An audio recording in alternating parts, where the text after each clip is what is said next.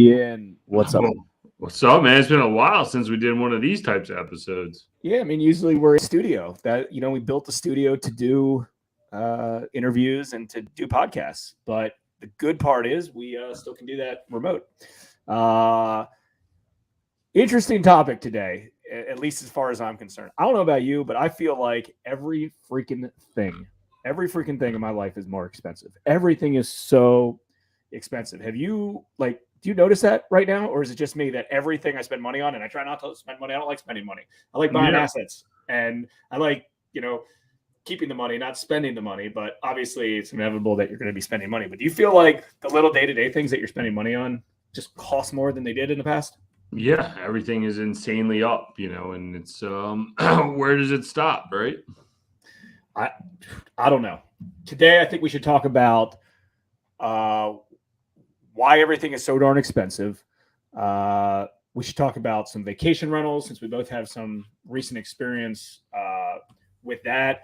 We should talk about jobs because I feel like in general, there's a lot of people, a lot of companies are looking for hiring people and looking for skilled workers for jobs, and they can't find anybody, and they're willing to pay more and more and more. I remember I was at Sky Zone a few weeks ago with my kids, a trampoline park, and it was like $17.50, $18.50, $20 an hour for employees there. That's what they're hiring. That was the going rate.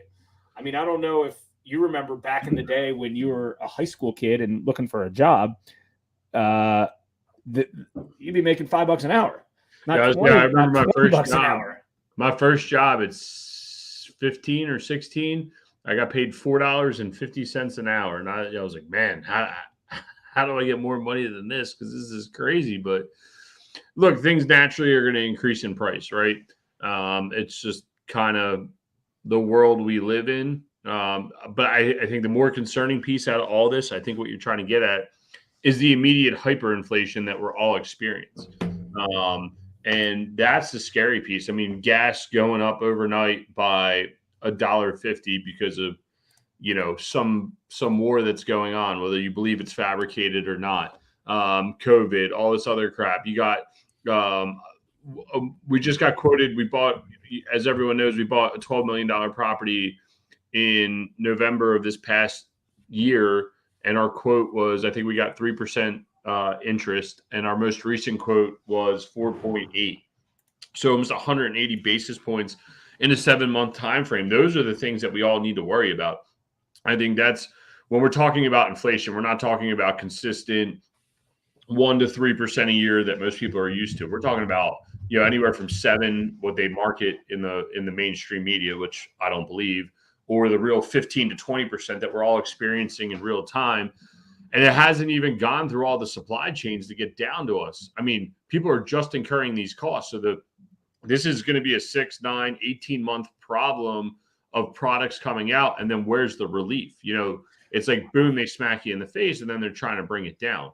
And not to make it a political conversation, but what does this mean for real estate as a whole? Well, I don't think anybody has been fully affected yet.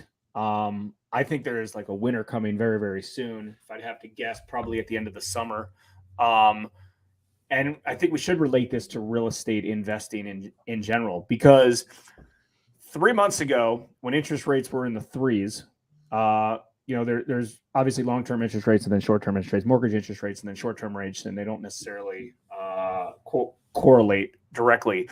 But the mortgage rates, for 30-year fixed conventional loans and things like that are very, very important for real estate investors, because there's always a time that banks are come into play. Even if you buy in cash or you use hard money, banks are still relevant, because the person you're selling that property to, chances are they need a bank.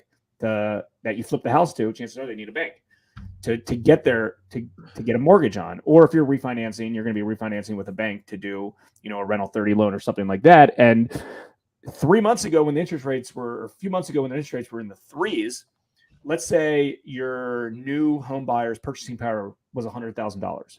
Well, today that purchasing power with interest rates in the fives is only $80,000. It was $100,000 3 months ago. Now it's $80,000 today to keep the exact same monthly payment. Now, what does that mean? That means that they have 20% less purchasing power. That's a big thing. Now, obviously, there's still not all that much supply and there's still demand for houses. So I don't know if that will impact anybody in the short term. But it will. It will. That's the thing, is that now Americans as a whole are getting forced into a box to decide what's more important, the ability to pay their mortgage or the ability to go out and buy food and fuel and the amenities that they need to live every day.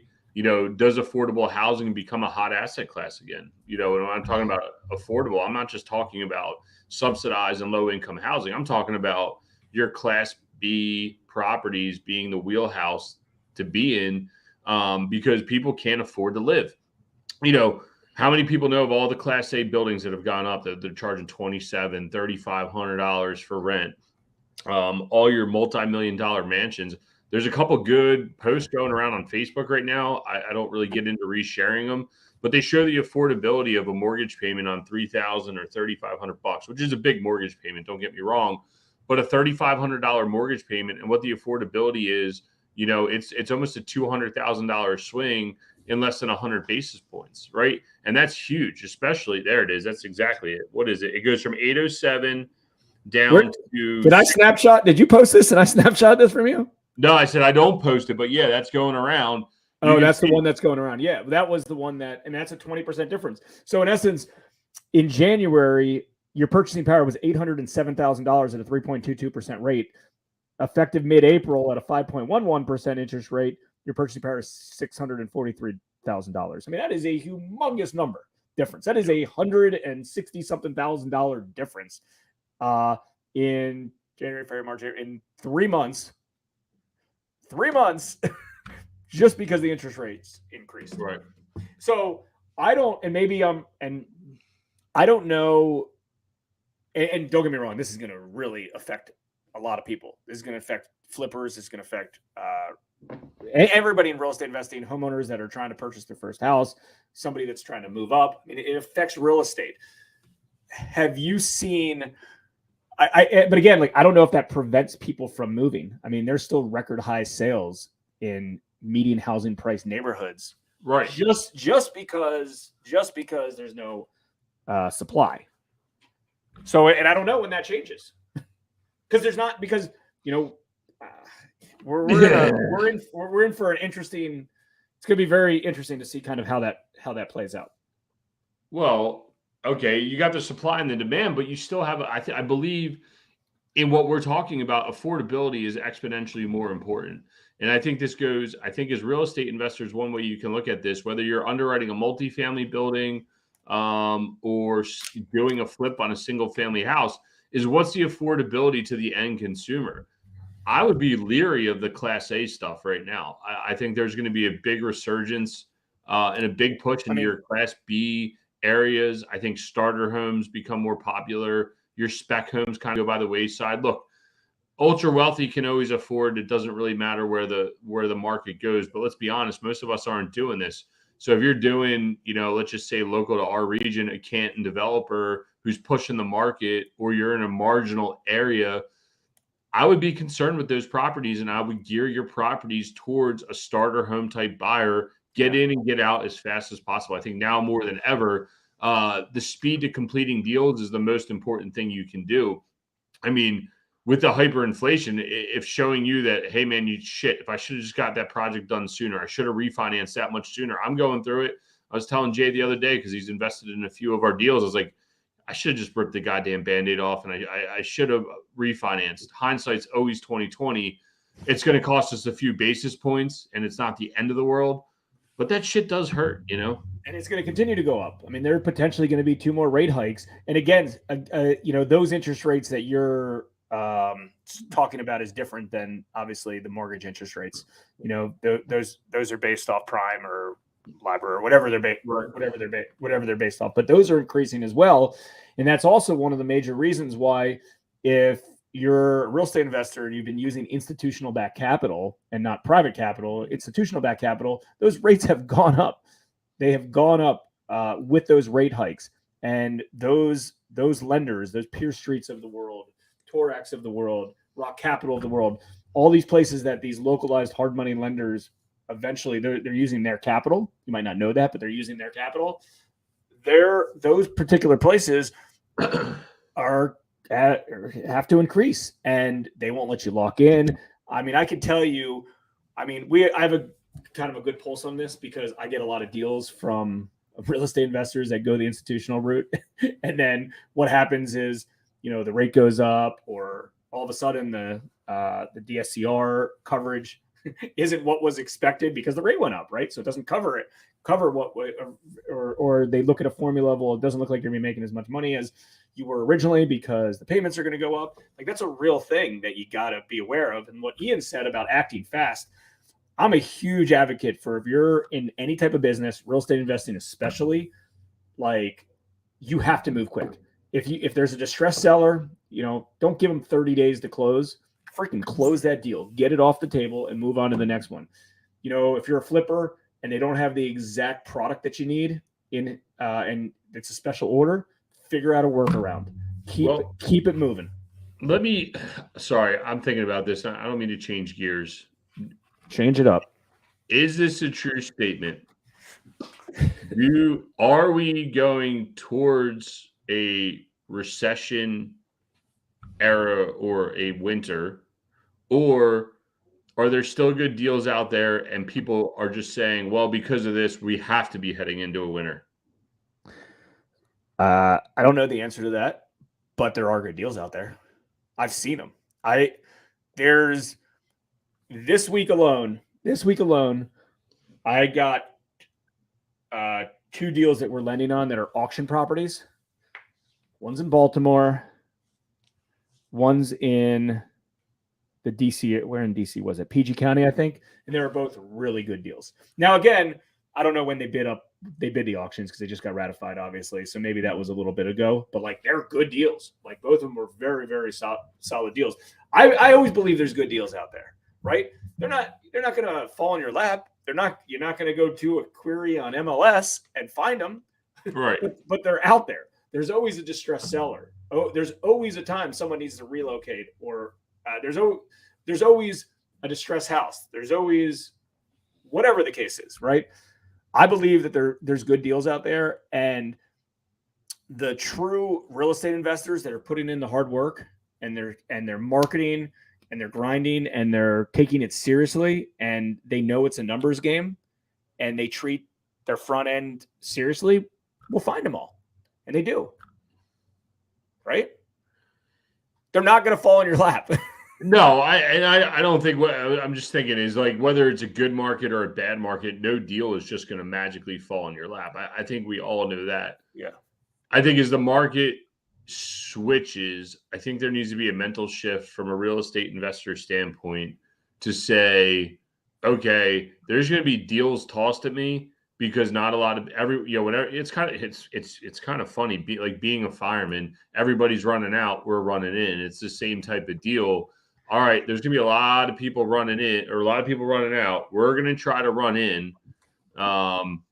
But be cognizant of where your debt is, where you're getting your capital from. Do you have the investors to stand side by side with you to be patient long enough? God forbid there is a real winner coming up.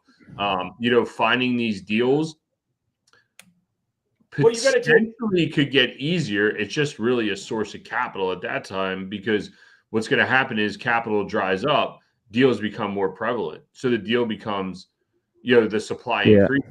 Versus you saying, okay, well, my capital is more valuable, so your price is going down, versus the other way, everyone has capital, so therefore everyone's deals are more valuable. I think we're starting to go through this switch here. And just, I know personally, because we're looking to deploy some 1031 money.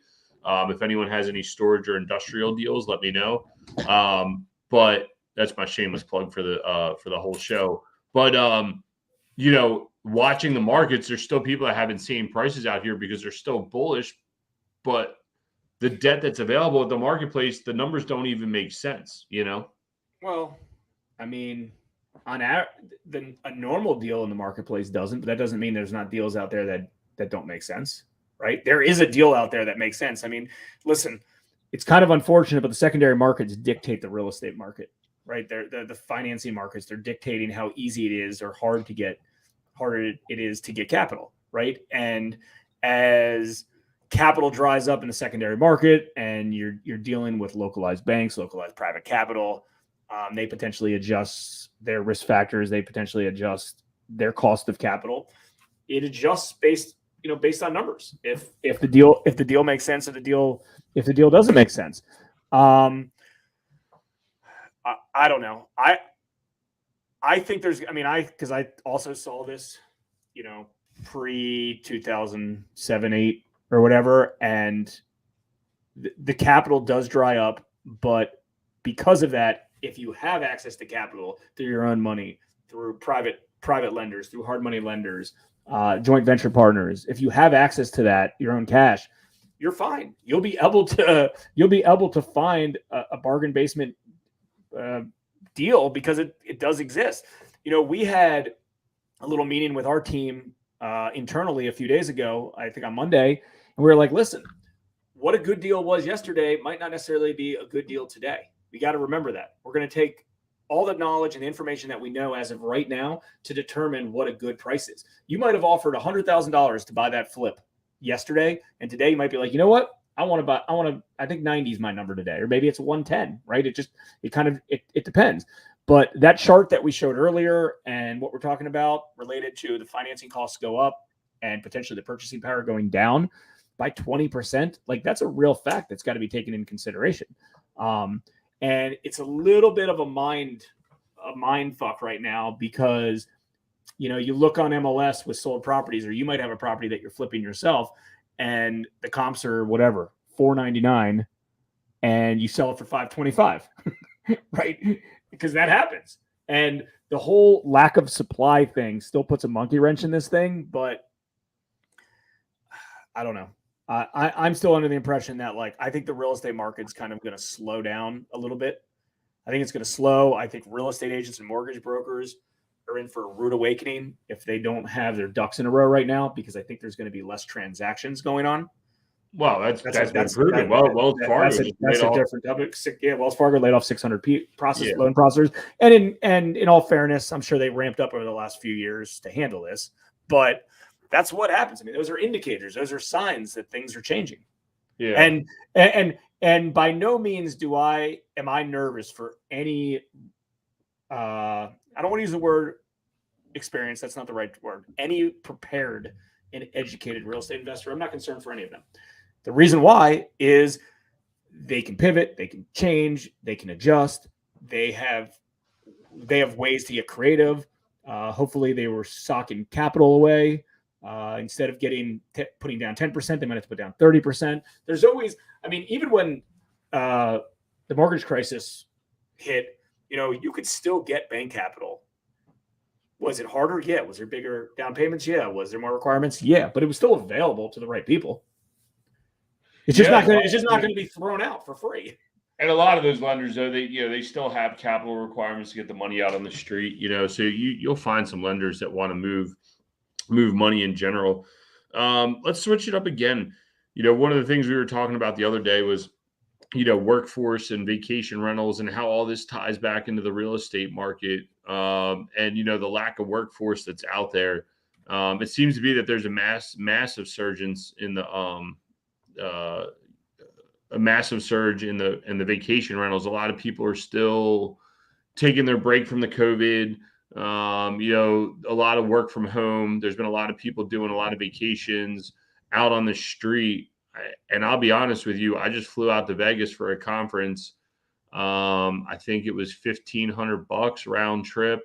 And it was just regular main cabin. You used to be able to do that flight for $400 or $500.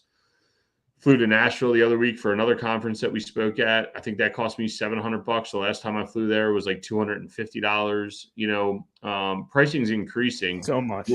Where do you think the vacation rental market's going, and what do you think that is in relation to the workforce that's out there? And is there a correlation between the two? Because I know a lot of people are real bullish on Airbnbs right now. I think that's the area that things are gonna really fall apart in. And I don't have any proof of this. This is just like a hunch, just based on the costs and the values. I don't think, the normal homeowner, single family residence properties are going to decrease that much. I mean, listen, there's always the difference between, a very good indicator is how much does it cost to rent a property? How much does it cost to buy a property and what your mortgage payment is, right? And if that's about equal, and it was equal for a long time, and it's still not that bad, right? Like chances are if you buy, and I'll get to the vacation stuff in a second, but chances are if you buy a property in the suburbs of, a regular kind of median housing price neighborhood of the suburbs of the DC or Baltimore area, let's say it costs whatever, $400,000, right? What's your mortgage payment on $400,000? Ian, $2,000 with tax and insurance and everything. Yeah. Yeah. Like if you're renting a $400,000 nice property, it's going to cost that as well. Right. Right. And that's a really good indicator. Do I think that it ends up being slightly cheaper to rent a property than buying a property? Yeah, because you have down payment requirements and other costs and things like that. So that might adjust, but it's not that off. On the vacation rental end, that's done. Like that is significantly higher. Like I remember looking at places, in all the coasts, Florida, around here, Maryland beaches, Pennsylvania beaches, everywhere. And, you could buy something decent for like $1 million. Now that's like $3 million or $5 million. Like you can't even buy anything on a body of water for like less than $5 million. And that's like, sounds ridiculous. It went from like, this is really expensive, but like imaginable to be like $5 million doesn't even make freaking sense. I mean, we were joking the other day about, because we flew to Florida and we were joking. I was joking with some people about it. I was like, yeah, there's no such thing as want to get away flights anymore, ticket flights anymore. There's no such thing as $49, $79, $99. I mean, they're in the $200, right? The cheapest. I mean, yeah, there's some, funky times and areas, but like in general, to go to vacation spots and things like that, it's just very, very expensive. So I don't know how most people, families, individuals can afford to do some of that stuff, especially over and over. I mean, there's places like the beach that we went to over spring break, everything there was double from 3 years ago. Everything. The flight was double. The house was double. Food, everything was double. Like it was a lot of money. It got to the point where like, most people, and maybe I'm wrong about this, but I feel like most people, even if they have a lot of money, they won't buy something just off principle. It's like, I'm not spending, $20 for this thing because it's outrageous. It's expensive. And like, and I don't know about you, but like I've caught myself stating that a lot of times recently. It's like, Jesus, like that thing's really $20. Like, I don't know if I want to buy this thing anymore because it's $20, things like that. And there's a lot of instances like that, but I know everyone's bullish on the Airbnb market. We've done loans for Airbnb folks. I know that a lot of the institutional backed capital have quote unquote aggressive programs for that. But lately they've been really, really hard to get through. Their rates have gone up. The requirements are harder. So I just think in general, and this is gut feel, that the vacation rental market there's going to be a big dip into it because people are going to be like a few things. Number one, someone's not going to pay, not all that many people are going to be able to afford or pay the outrageous prices for it. Yeah. I don't think like there's not all that many opportunities, at least in my opinion, to buy, because I've looked, to buy a property at most vacation or resort areas and rent it out on Airbnb. The numbers don't work. Well, as a pure investment. Now, if you want to keep it as a, and live in it part time too. Well, I just don't think it's kind of like Uber, right? Like Uber became a job for a lot of people. But really what Uber was supposed to be, hey, you're going to work, you're going to pick up some friends, you're going to carpool, you're going to share in the revenue and keep it moving, right? And it's going to offset your drive on your way to work. You don't see that. People are using it as full-time jobs and then bitching about the money that they're making. Well, that's not what it was for, right? And that's the same thing with Airbnb. Airbnb was to occupy these people's second vacation homes. Now people are turning them into a business. The question is, can Americans stay in this vacation mode of post-COVID life which kills me to even say. Will America remain in this operational standpoint? I was listening to a podcast the other day, and I got to track this guy down to try to get him on, but he's a very sophisticated operator. He comes from the Wall Street background. And he was saying he's bullish on Airbnbs because people are going to continue to work on the hybrid model. He's getting a lot of people renting out, these gigantic homes in the Outer Banks to go down there, and they're doing them on off seasons to just get away, have a private place, and then work from home and then vacation while they're at work. And I don't know. I think a lot of businesses are going to start recalling workers back to the office. I believe there's going to be a hybrid model long-term for a lot of people. I just don't know that market's going to be sustainable over the long term. And sure, we have a few Airbnbs. We're getting ready to buy another one. But, that Airbnb is not a destination Airbnb. It's an Airbnb in a local town where a lot of people come back to visit their family. So the question is, will this high-end vacation market continue to operate and go? It's hard to say. I think if you utilize it, you want to buy a vacation home and offset some of your mortgage, I think there's possibility there. I don't see Americans and the American workforce continuing to operate in this lackadaisical way. A report just came out that said our GDP declined in the first quarter. And we all know as Americans, we love competing with other countries and other people. I just don't see that continuing. I don't see that decline. Well, at least me anyway. I don't see us as Americans wanting to see that decline. I think there'll be a resurgence there. I was also listening to another podcast where they were talking a lot about how China and their production in correlation to what we do here in America.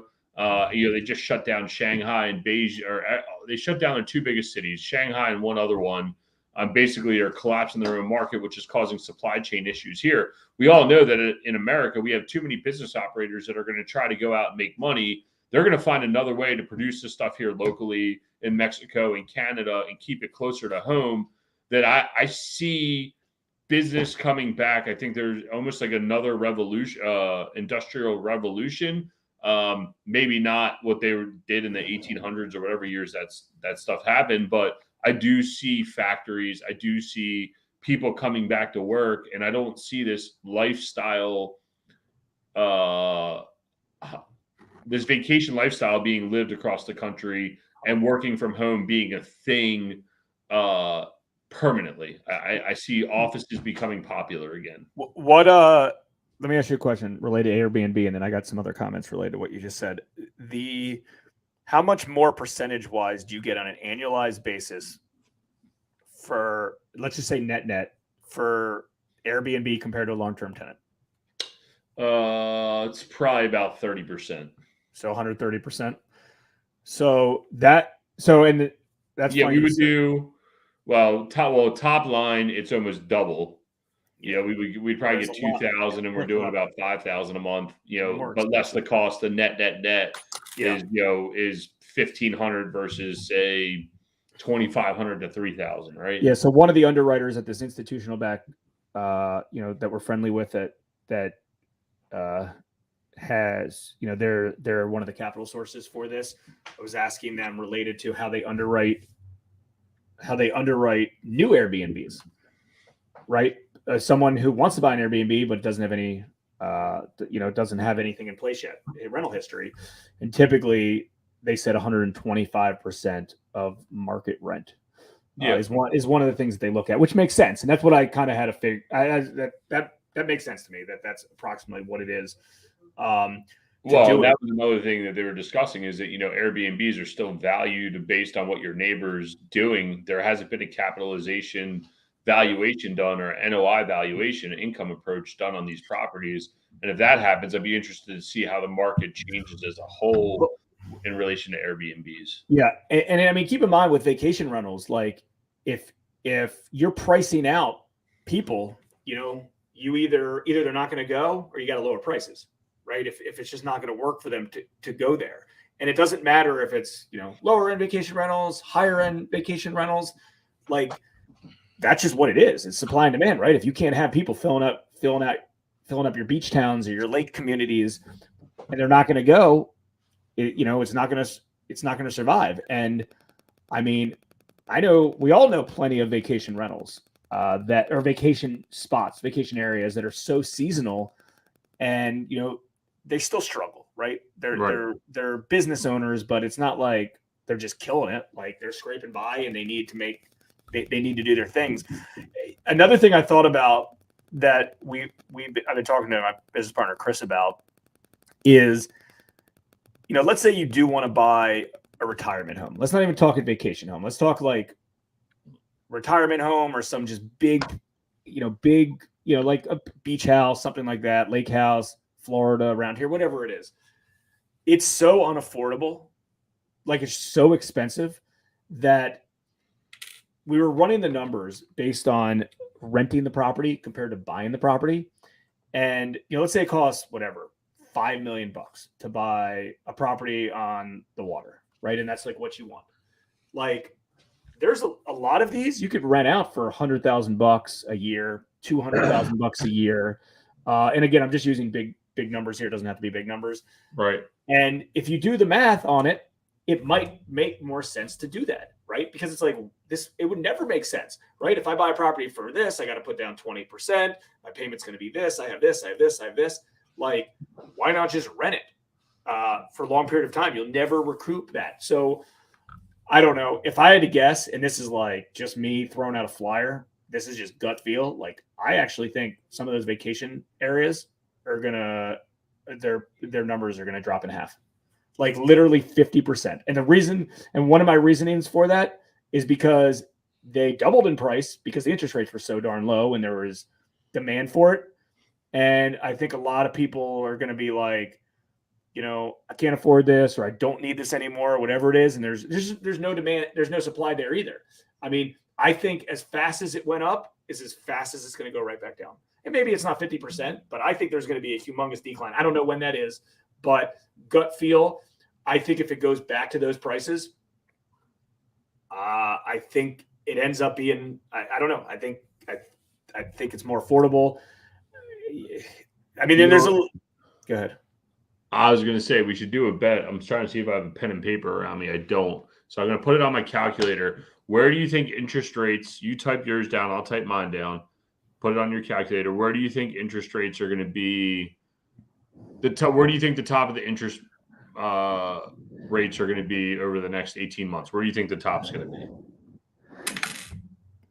You type it on your calculator. Don't tell me, then we'll share it. For a standard mortgage, for a consumer.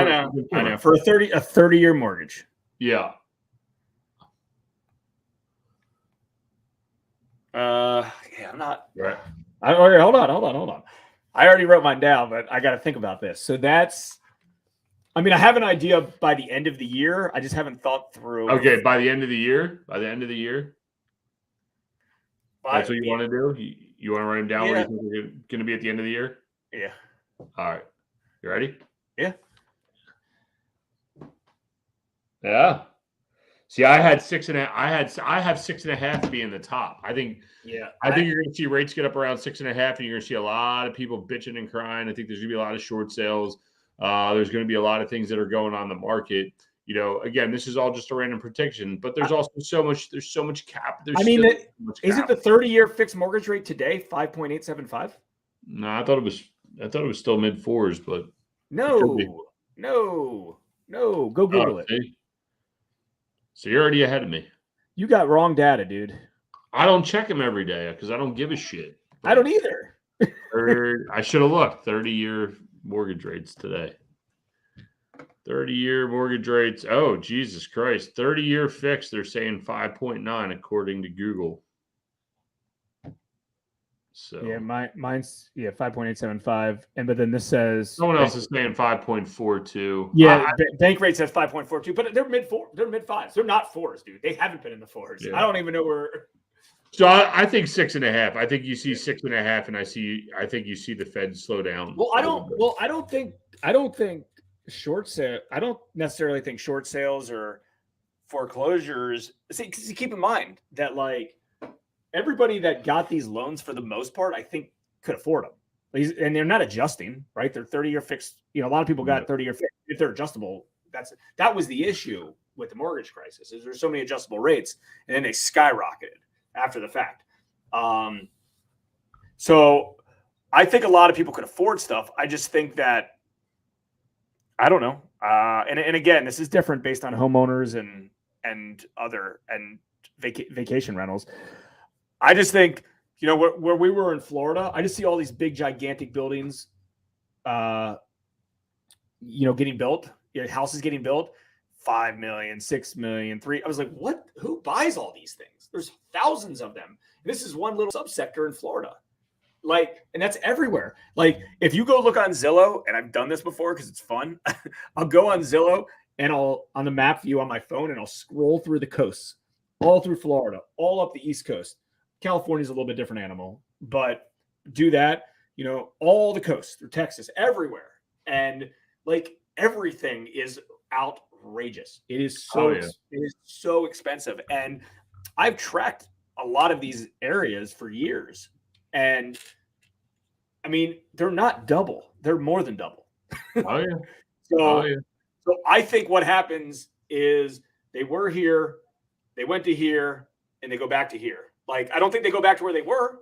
I mean, I you know, over time, stuff grows. But anytime something skyrockets, it typically corrects itself in one way or the other. So I don't know, man. I think the vacation rental stuff, vacation rentals in general, I like the Airbnb business, and maybe this differs in different areas. I'm just going off of the knowledge I have locally, but I think it's probably hard to find, you know, before you could just buy a property and Airbnb it in a lot of areas and the numbers work. Just like, hey, you can buy a rental property and the numbers work. Right. Just anything. Do I think that there's still opportunities? Hell yeah. I always think I'm a humongous advocate of no matter what market we're in, there's opportunities. I just don't think that, you know, they just get harder. I don't think there's low hanging fruit that are just going to hit you in the face. I don't. I think that you're going to be working harder to get to it. Yep. I agree. Yeah. I mean, other than that, you know, you said you wanted to comment a little bit, you know, are you going to be bullish on office or no? For people working out of offices? Yeah. I mean, the indicators now are no. I mean, you can't, so a buddy of mine was in our office recently and he works at a decent sized company and they were working remote. And a few months ago, they told all the employees, like, there's no more remote, like, get your butts back in the office. And a humongous percent quit. A humongous percent were like, nope, I'm not coming back. I'm out. I don't know where they go.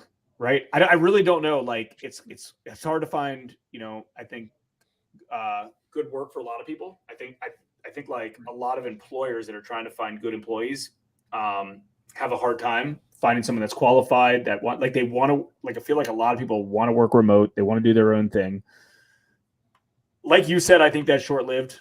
I think, but I think as of now, and it depends on the industry too.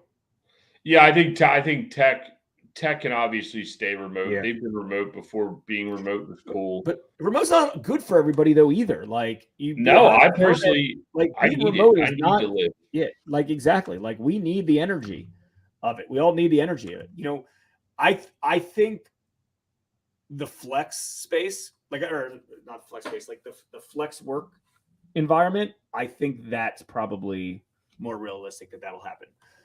Like, hey, you know, one day a week you work from home, like the ability to be able to work from home, because before some people might not have had the ability at all. Like, even if they're allowed to, they just didn't have the resources to do it. They didn't have a computer they could bring home, right? They didn't have some of that stuff. But yeah, I believe hybrid. That's the word. Comes around and it's real. And I think some weeks you're in 5 days, other weeks you're in 1 day. But yeah, I think that's okay.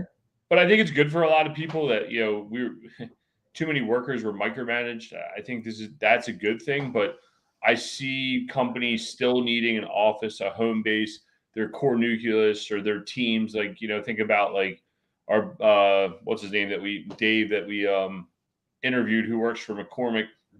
He negotiated himself a work from home, but he still goes in for core meetings, right? Like your core groups still need to meet, but then yes, individually you can work on project. But then you know, as a leader and as a boss, and don't ask why I'm talking about this, but it's coming to top of mind right now. Is like you need to understand your team and who and what they are. Some people thrive in the office and thrive from bouncing off ideas and synergies of working with each other that you don't get.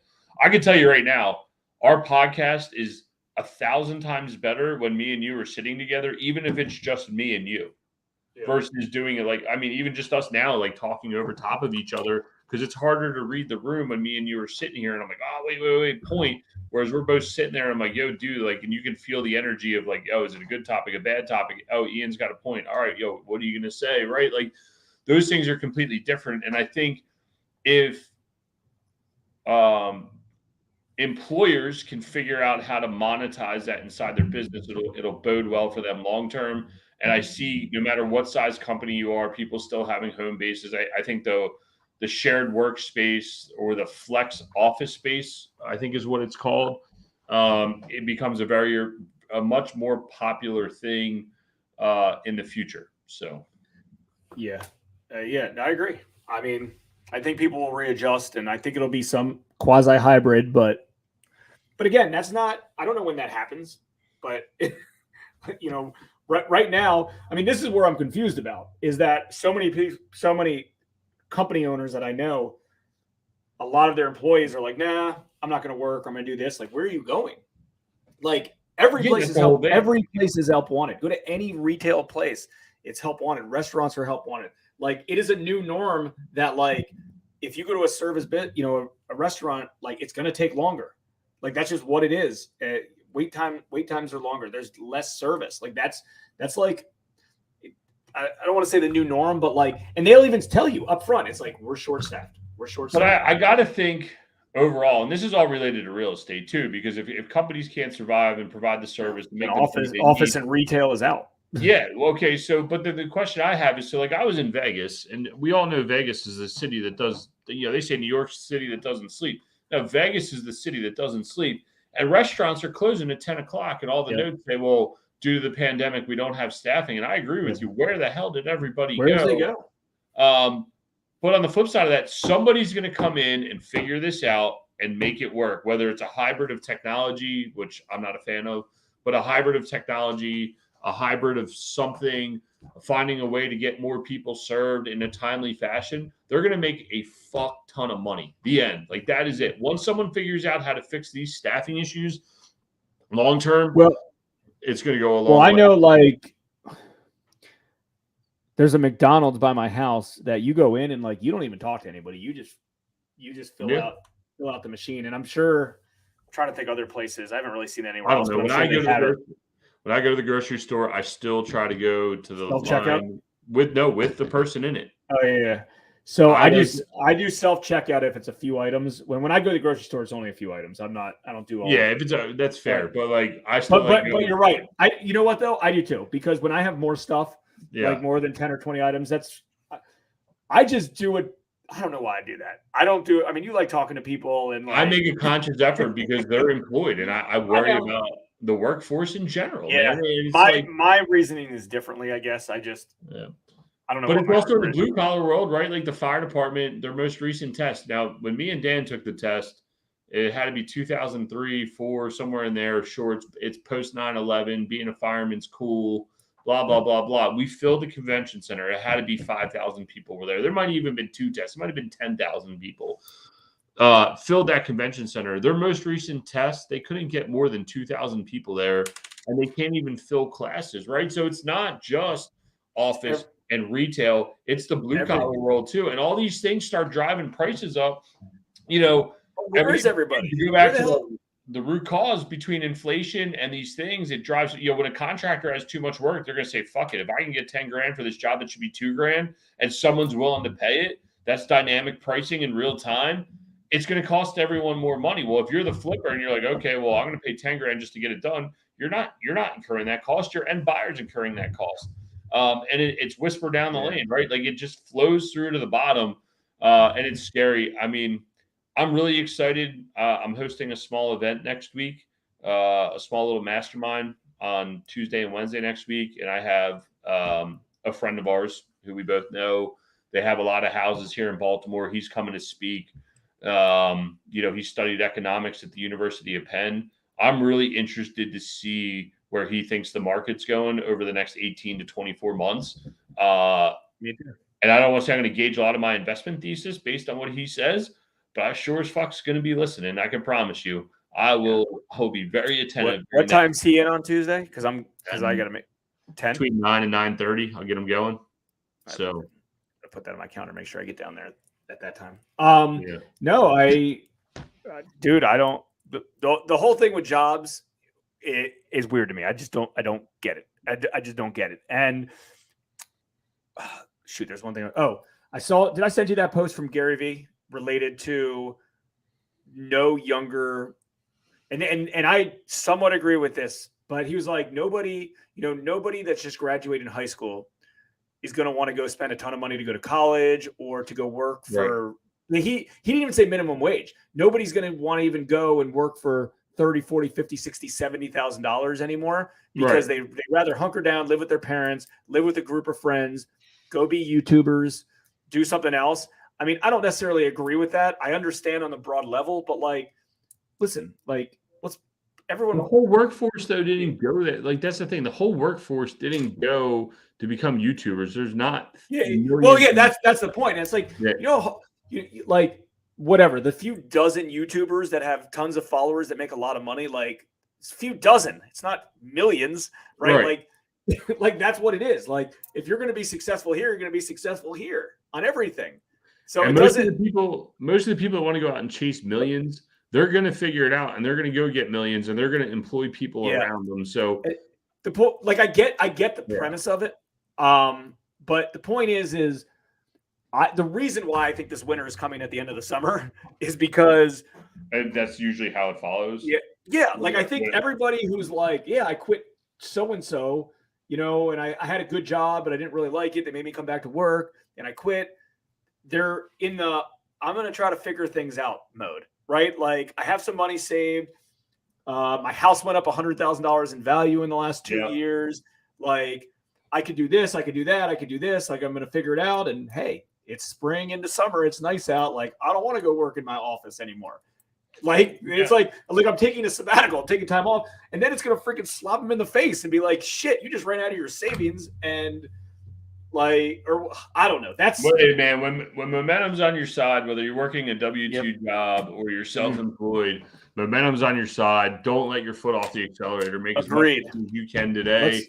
Because the next time COVID comes around or 08 or 9/11 or whatever it is, you are prepared and you have bullets in your war chest to go out and fire and do what you need to do. And once you amass a ton of wealth, then you can sit back and take your foot off the accelerator. Yeah, no, we should end on that. That's a good line. And keep in mind, as interest rates go up, real estate in general potentially softens. That is a good thing for a lot of real estate investors that are prepared. They're capitalized. They're ready. They have the ability to do that. You got to have your capital stack in order, right? You got to make relationships. You got to have your savings. Potentially, if you have a HELOC, on a primary, and who knows if you'll be able to tap that when the markets change, but have that in place. That's, you want to be able to be in a position to capitalize when you can. And hopefully you have cash flowing assets and a cash flowing vehicle that's going to spit out cash. And maybe you make less money for the next year, but you're prepared and you don't get into stupid deals that are long-term projects. I haven't got a lot of large condo conversion projects in DC I used to get lots of applications on, but I got one of those recently as well, and I'm like, dude, this is a 2-year project. This is something you really want to get involved in right now, at the height of the market, and you're somewhat newer and you're looking for high leverage. I don't know, that's a different conversation. But all right, we good. We have some really hot guests coming up soon, just FYI. We're gonna release those next week. So we may or may not be doing those live. This one obviously we did live, but we may or may not be doing those live. Some good in-person ones coming up, some good virtual ones coming up. Yeah, we've been holding off on the virtual ones because we've been jiving on the synergy of the in-person ones, but to bring the best content to everybody, There's just people outside of our local area that are too good not to have on. My one buddy who played for the San Diego Chargers, got him lined up. Another buddy who's a fireman up in New York, owns a ton of multifamily stuff. Another big syndicator out of Nashville who's doing some crazy wild projects. We got all these guys lined up. So either way, hang in with us. Looking forward to the episodes coming up. And yeah, if you got value from this podcast, we'd really appreciate a quick share, a quick like, anything to kind of help promote it. Share it with a friend. It goes a long way. If you have any other guests that you think would be great for us to interview, feel free to reach out to us as well.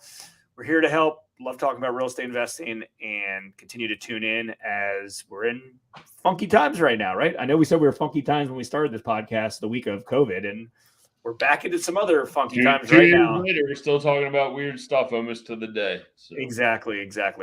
All right, everybody. See you soon. Guys. Thanks for tuning in to the Real Estate Reserve Podcast. Do us a favor and like, comment, and share our broadcast. It helps the algorithm and helps us spread the word too. Till next time, thank you for tuning in.